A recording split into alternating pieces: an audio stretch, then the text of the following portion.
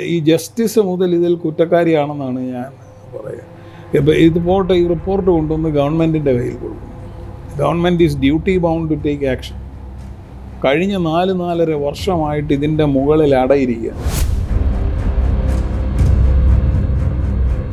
എനിക്കെതിരായി നിൽക്കാൻ, ഞരങ്ങാൻ നിനക്ക് ധൈര്യം, എന്നാൽ നിൻ്റെ ഗതി ഇതാണ് എന്ന് അവരെയും കൂടെയുള്ളവരെയും ബോധ്യപ്പെടുത്താൻ വേണ്ടി, ആ പവർ ഹൈറാർക്കി നിലനിർത്താൻ വേണ്ടി നടത്തിയ ഒരു ക്രൈമാണ്.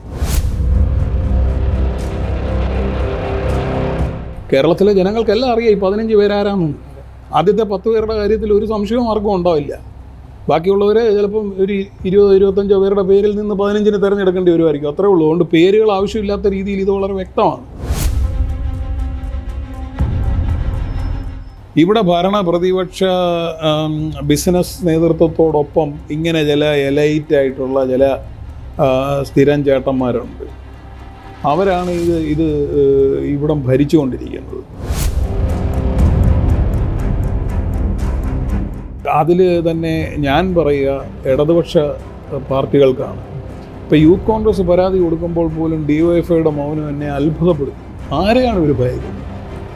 ഏത് രാജാവിൻ്റെ മുന്നിലാണ് ഇവർ വച്ചാൻ? എനിക്ക് മനസ്സിലാകുന്നേ.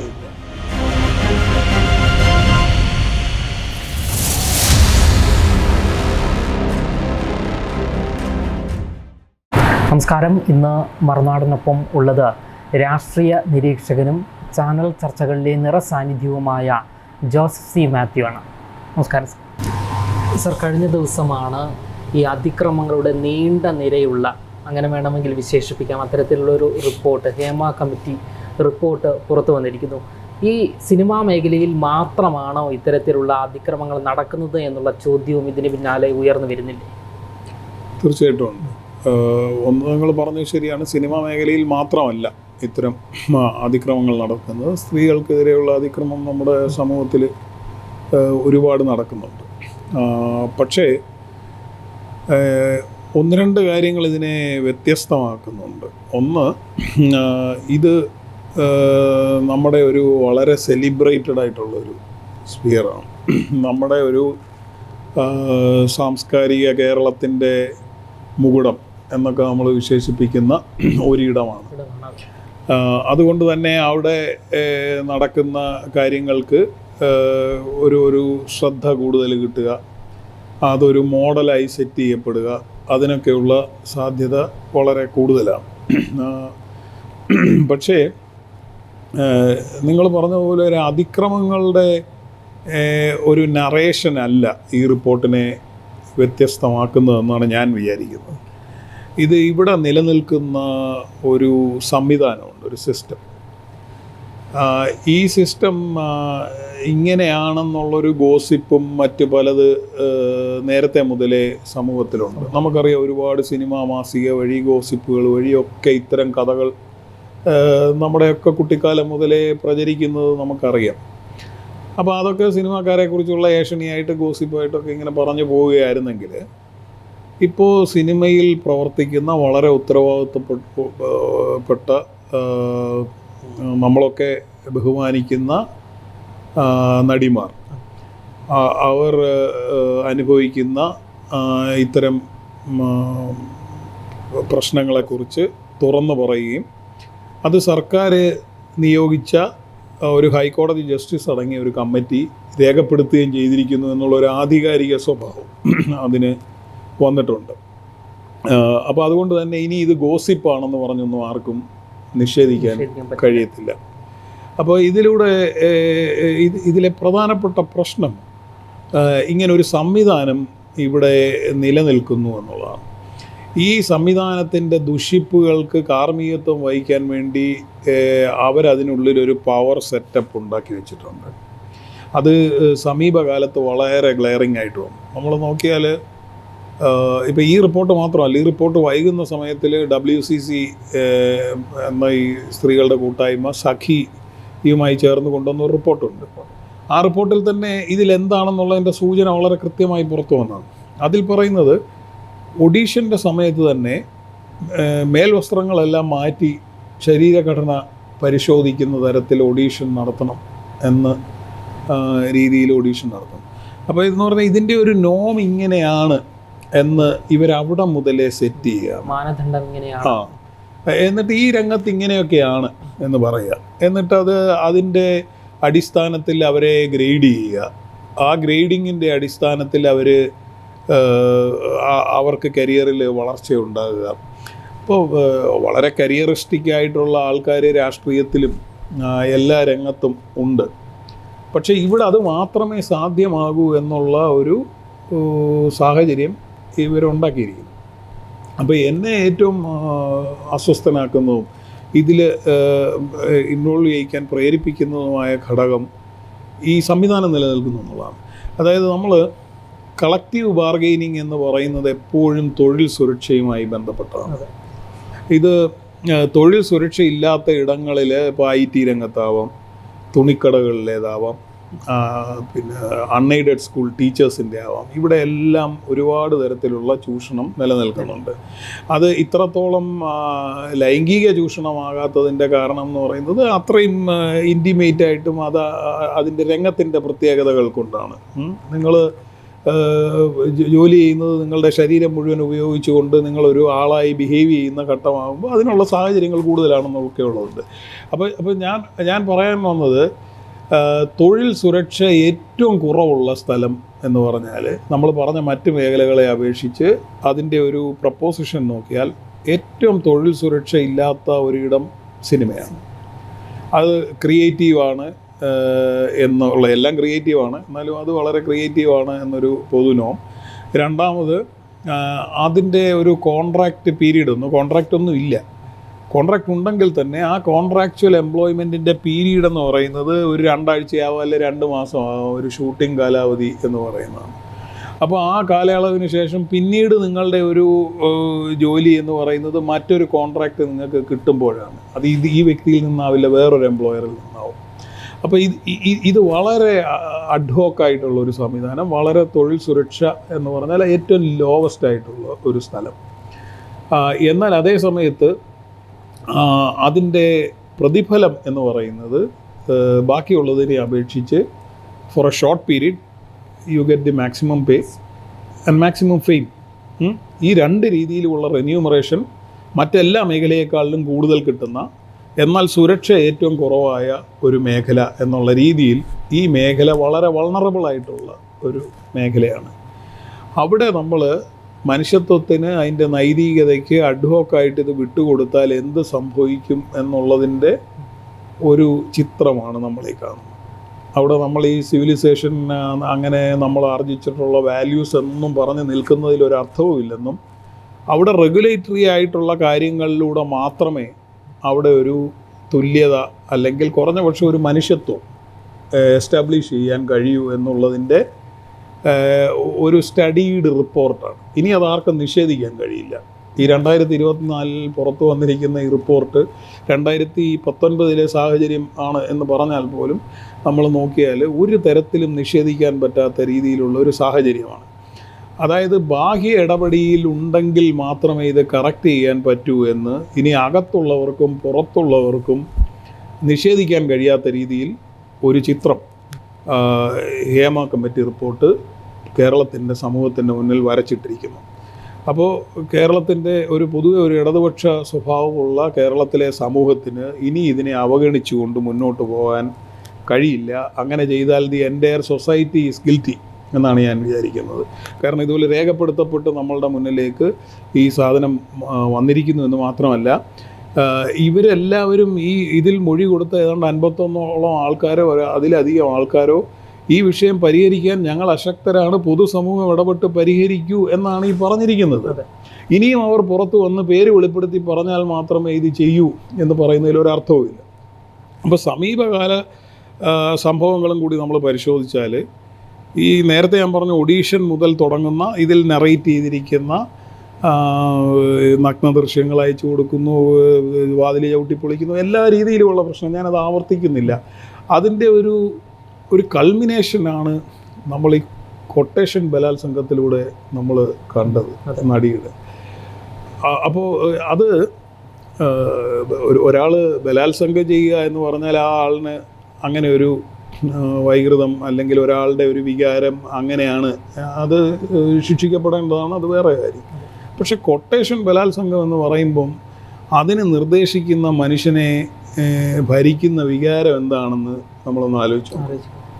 അതിവിടെ നിലനിൽക്കുന്ന പവർ ഹൈറാർക്കിയിൽ എനിക്കെതിരായി നിൽക്കാൻ, ഞരങ്ങാൻ നിനക്ക് ധൈര്യം, എന്നാൽ നിൻ്റെ ഗതി ഇതാണ് എന്ന് അവരെയും കൂടെയുള്ളവരെയും ബോധ്യപ്പെടുത്താൻ വേണ്ടി, ആ പവർ ഹൈറാർക്കി നിലനിർത്താൻ വേണ്ടി നടത്തിയ ഒരു ക്രൈമാണ്. നമ്മളെല്ലാ ക്രൈമും സൊസൈറ്റിക്കെതിരെയാണ് എന്ന് നമ്മൾ പറയാറുണ്ടെങ്കിലും ഈ ക്രൈം എന്ന് പറയുന്നത് യഥാർത്ഥത്തിൽ നമ്മുടെ സമൂഹത്തെ നോക്കി കൊഞ്ഞനം കാണിക്കുകയാണ്. ഞാനിവിടെ എന്തും ചെയ്യും എന്ന് പറയുകയാണ്. ഇവരൊക്കെ ആരാണെന്നാണ് ഇവർ വിചാരിക്കുന്നത്. അതാണ് നമ്മൾ ഇത്രയും അതിൽ അതിവൈകാരികമായിട്ട് പ്രതികരിക്കാൻ പ്രേരിപ്പിക്കുന്നത്. അത് ഒറ്റപ്പെട്ട സംഭവമല്ല എന്നാണ് ഈ റിപ്പോർട്ടിൽ എഴുതി വച്ചിരിക്കുന്നത്. അപ്പോൾ അങ്ങനെ ഒരു സാഹചര്യം നമ്മുടെ സമൂഹത്തിൻ്റെ വളരെ സെലിബ്രേറ്റഡ് ആയിട്ടുള്ളൊരു സ്പിയറിൽ നിൽക്കാൻ അനുവദിക്കാമോ എന്നുള്ള ചോദ്യമാണ് ഈ സമൂഹത്തിൻ്റെ മുന്നേ വന്നിരിക്കുന്നത്. അപ്പോൾ സമീപകാലത്ത് ടെക്നീഷ്യൻസിൻ്റെയൊക്കെ ഒരു ഗ്രൂപ്പ് ഉണ്ടായ സമയത്ത് അതിനെ പൊളിക്കാൻ വേണ്ടി ഇവർ ഇടപെട്ടത്, ഇപ്പോൾ ഇതിൽ പറയുന്ന ഒരു മാഫിയ സംഘം 10-15 പേരടങ്ങുന്ന ഒരു മാഫിയ സംഘം എന്ന് പറഞ്ഞാൽ കേരളത്തിലെ ജനങ്ങൾക്കെല്ലാം അറിയാം ഈ 15 പേരാരാണെന്ന്. ആദ്യത്തെ 10 പേരുടെ കാര്യത്തിൽ ഒരു സംശയവും ആർക്കും ഉണ്ടാവില്ല. ബാക്കിയുള്ളവർ ചിലപ്പം ഒരു 20-25 പേരുടെ പേരിൽ നിന്ന് 15 തിരഞ്ഞെടുക്കേണ്ടി വരുമായിരിക്കും, അത്രേ ഉള്ളൂ. അതുകൊണ്ട് പേരുകൾ ആവശ്യമില്ലാത്ത രീതിയിൽ ഇത് വളരെ വ്യക്തമാണ്.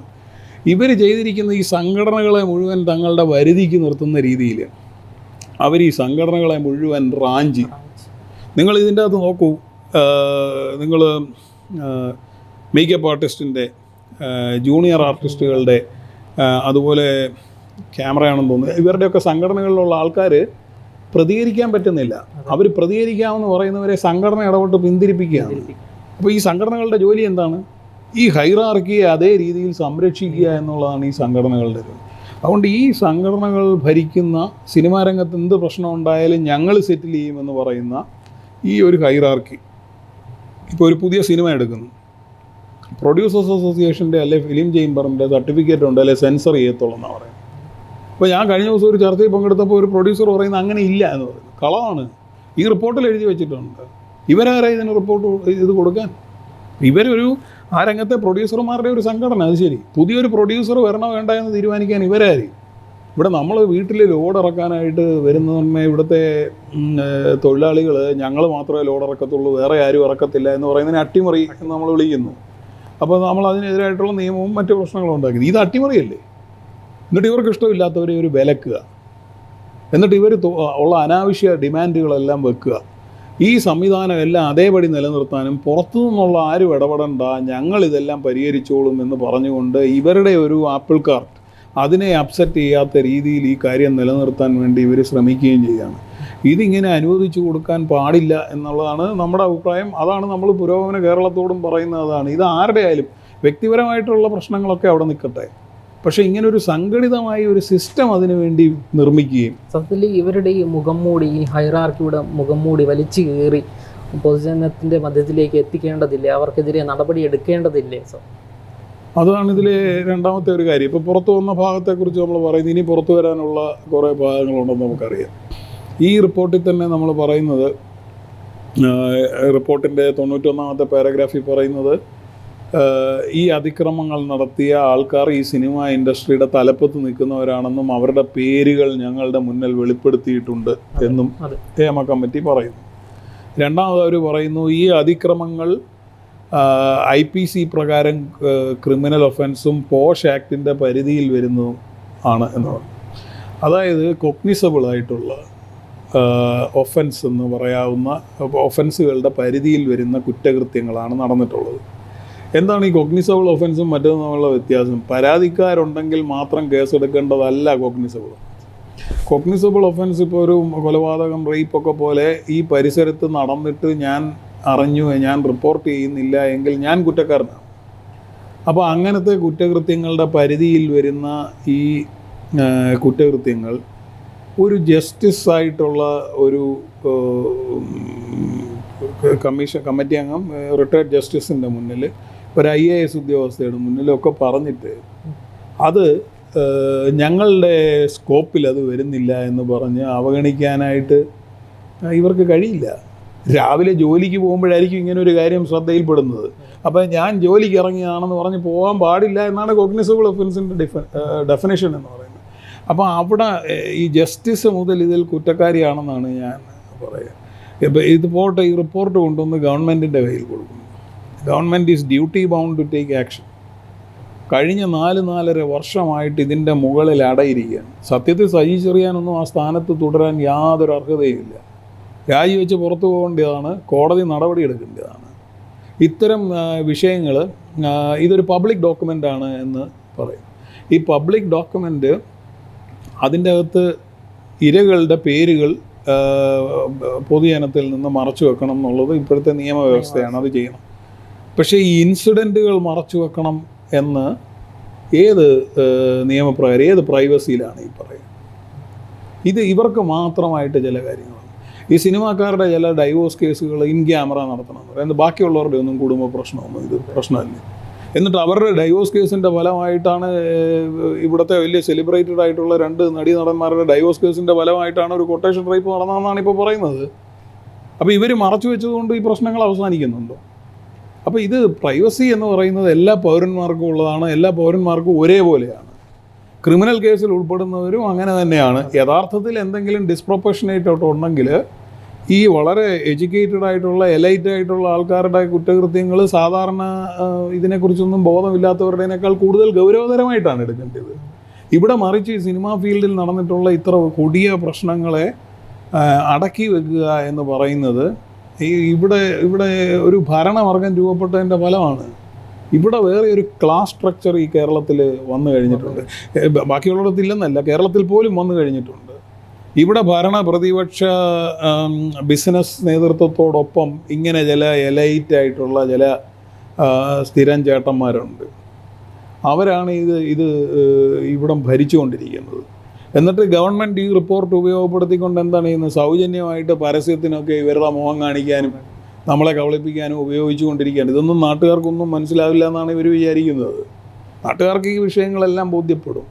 അതുകൊണ്ട് ഈ ബാക്കിയുള്ള ഭാഗങ്ങളും കൂടി പുറത്തുവിടുക. ഇതിലും കൂടുതൽ കേരളം ഇനിയൊന്നും ഞെട്ടാനൊന്നുമില്ല. കഴിഞ്ഞ ഒരു 4-5 വർഷത്തിനുള്ളിൽ അവിടെ നിന്ന് വഹിക്കുന്ന ദുർഗന്ധത്തിന് കയ്യും കണക്കുമില്ല.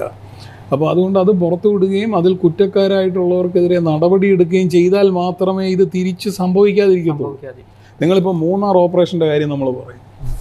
മൂന്നാർ ഓപ്പറേഷൻ്റെ ഏറ്റവും വലിയ ഗുണഫലം എന്താണെന്ന് പറഞ്ഞാൽ, നമ്മൾ സർക്കാർ ഭൂമിയോ പുറമ്പോക്ക് ഭൂമിയോ ഒക്കെ കയ്യേറിയാൽ എത്രയോ വർഷങ്ങൾക്ക് ശേഷം ഏതെങ്കിലും ഒരു ഭരണാധികാരി ആർജവത്തോടുകൂടി നിലപാടെടുത്താൽ ആ ഭൂമിയും അതിൽ നടത്തിയ ഇൻവെസ്റ്റ്മെൻറ്റുകളും നഷ്ടപ്പെടാം എന്നുള്ള ഒരു തിരിച്ചറിവാണ് മൂന്നാർ കേരളത്തിന് നൽകിയ സംഭാവന എന്നാണ് ഞാൻ വിചാരിക്കുന്നത്.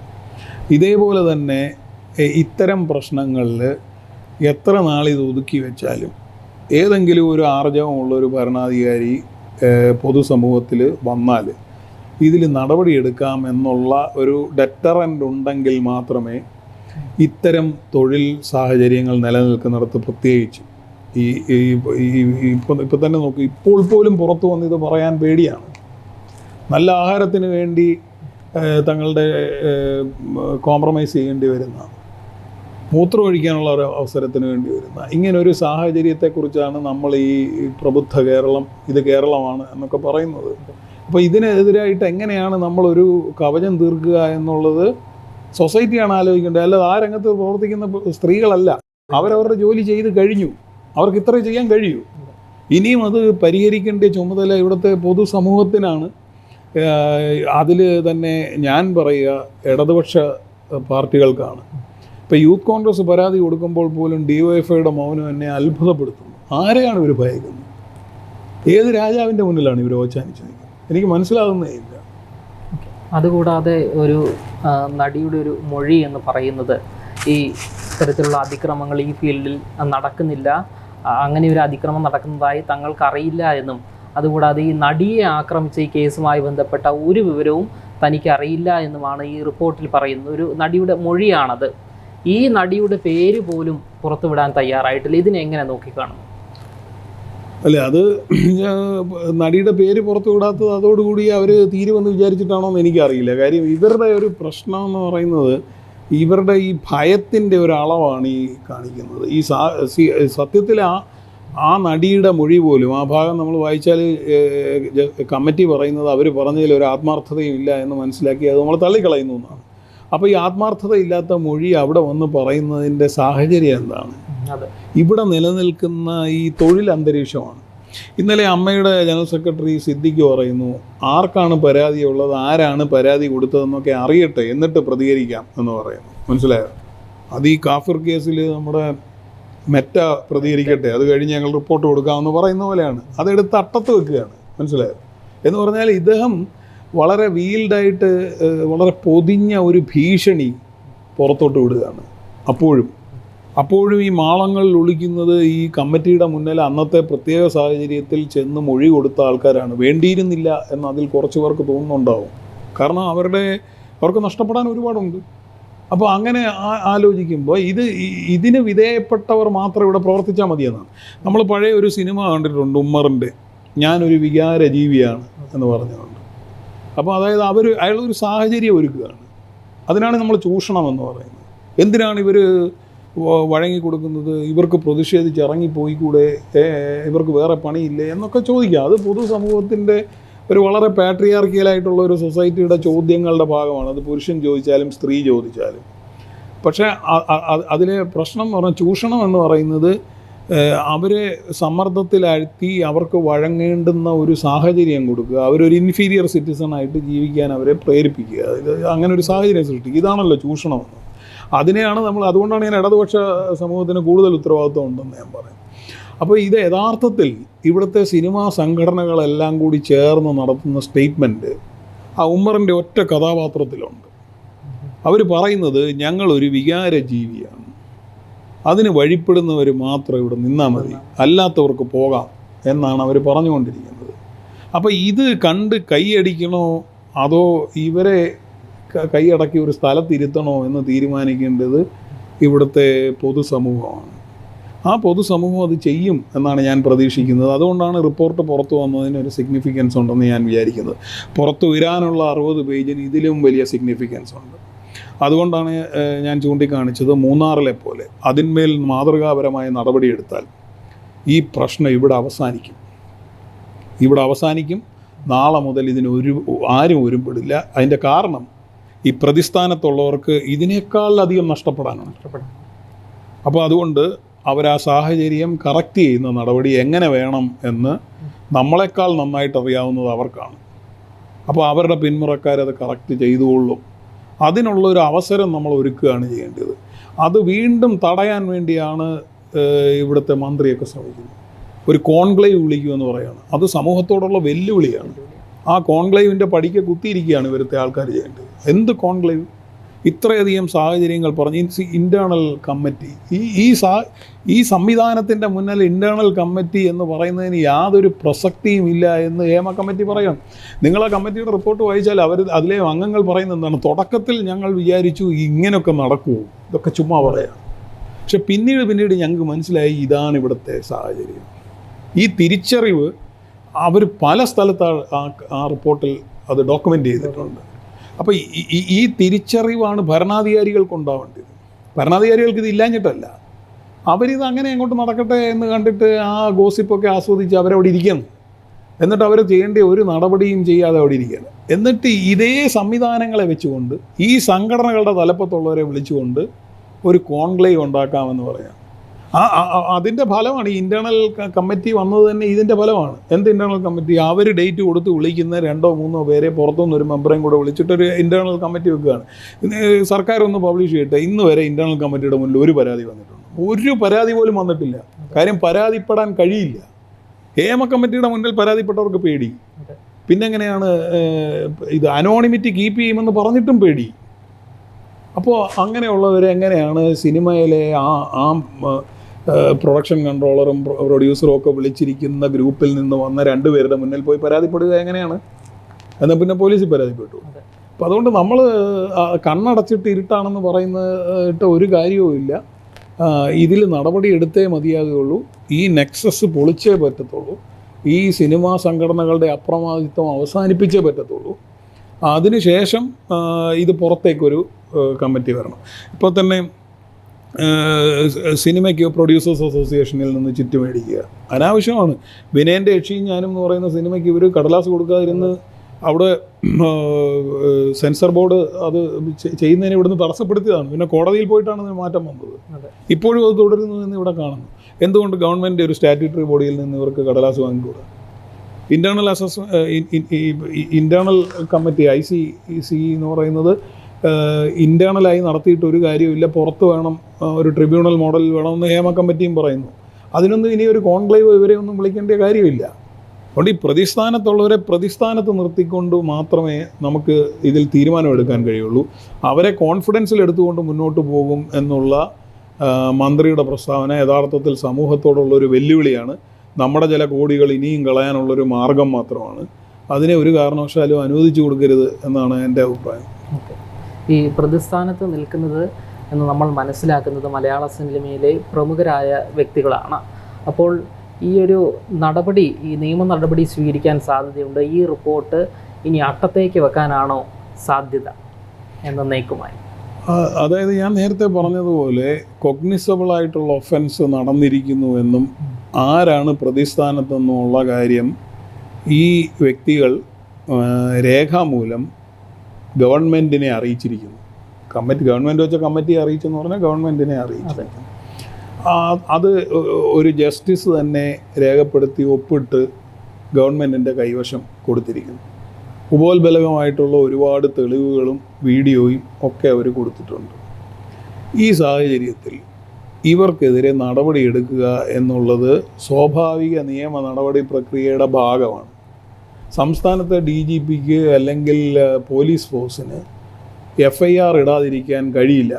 എന്തെങ്കിലും സാഹചര്യം ഉണ്ടായിരുന്നെങ്കിൽ അത് ഇന്നലത്തെ ചർച്ചയോടുകൂടി അവസാനിച്ചു. പൊതുനേരത്തിൽ ഇത് വന്നു കഴിഞ്ഞിരിക്കുന്നു.